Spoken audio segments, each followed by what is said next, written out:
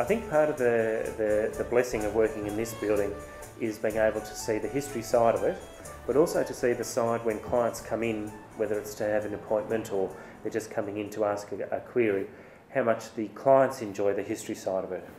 And they enjoy, I think, from what they say, the continuity. Having been into the building over many years, they comment on, the fabric of the building, the history has been respected, and that's very much where the company is coming from in maintaining its headquarters here at 18 View Street. Yes, heritage listed. The main central part is actually National Trust listed, so it's gone beyond heritage. and I can understand that because of the unique woodwork, and we appreciate it as a company.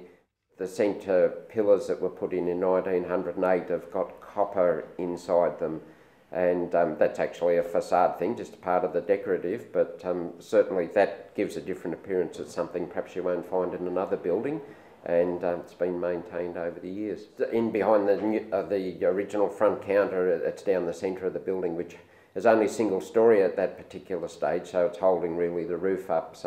But given that we've got 20-foot high ceilings in here and a lot of decorative plaster on the ceilings, that we do need to have that central span. The steel girders weren't available then, so it is wood that's up there, so it's fairly big beams. And we were lucky enough when we were doing some renovations upstairs that the beams were so big that it was considered then that we didn't have to put a fire sprinkling system through the place, and that the beams would take quite a while to go, and in these days the CFA can get here quite quick. So,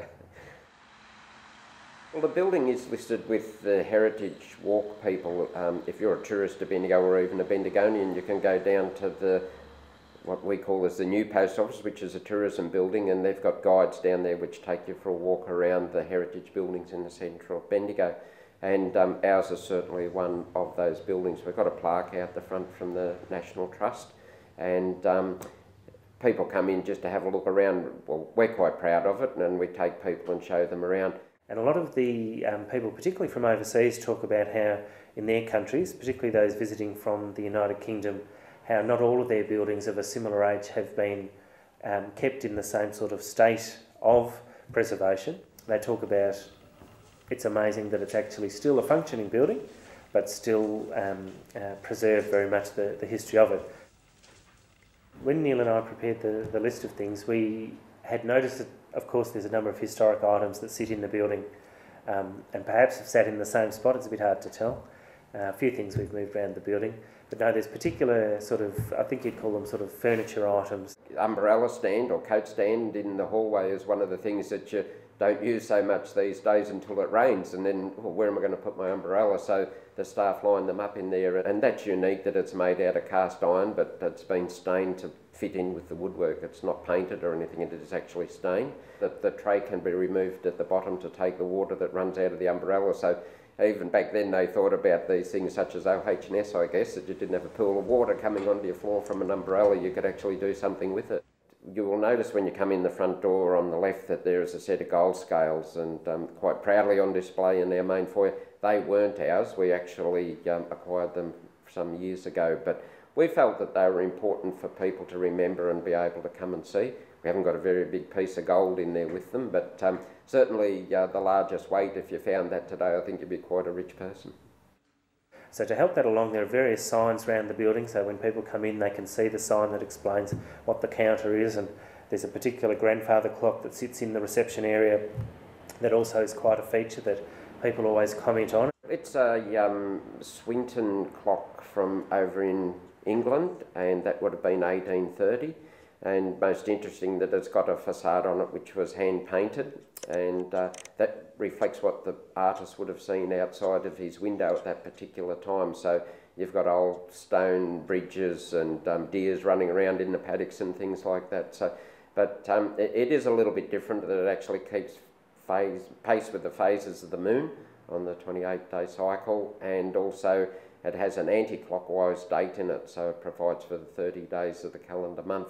It's amazing how you forget that it's there, and can sort of go through your mind and you don't take any notice of it, but at other times it'll remind you, oh gee, I'm supposed to be somewhere at 11 o'clock, and so it's a terrific thing to have, something that you don't get in a modern office today. It's still going well. The little sign tells you that it's constructed in about 1830, so it obviously predates well and truly both the building and the formation of Sandhurst Trustees.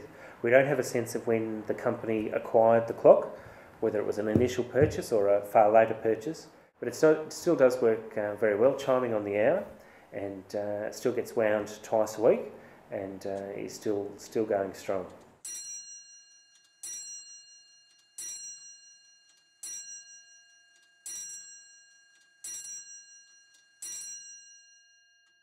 And one of the other items that we've got in the building is one of the original clerk's desks.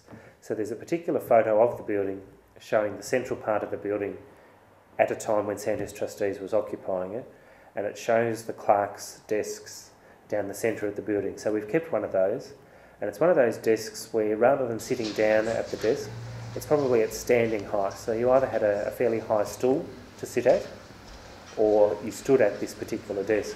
And a lot of work would have been done in very heavy bound ledgers.